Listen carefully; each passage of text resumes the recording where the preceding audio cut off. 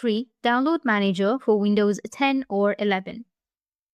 So if you want the best free download manager for your Windows 10 or 11, then what you need to do is open up your browser, make sure that you have a stable internet connection, and then you need to search for free download manager extension.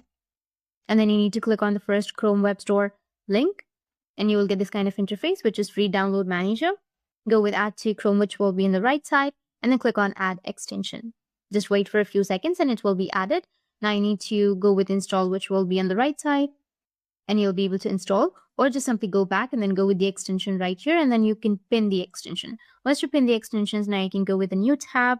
And for example, I'll just simply go with Pixabay and then click on pixabay.com, and here you need to scroll down, and then like for example, if you want to download something like this one, then you need to click on it and then go with download manager extension. Click on the download manager extension, which will be in the top right, and then wait for it to load, and then go with download, which will be on the right side.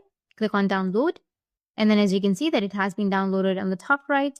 Click on your downloads, and here you will have your image or your video that you've just downloaded. That's how you can download or free download manager for your Windows 10 or 11. And if you have any questions, feel free to comment below. Thanks for watching.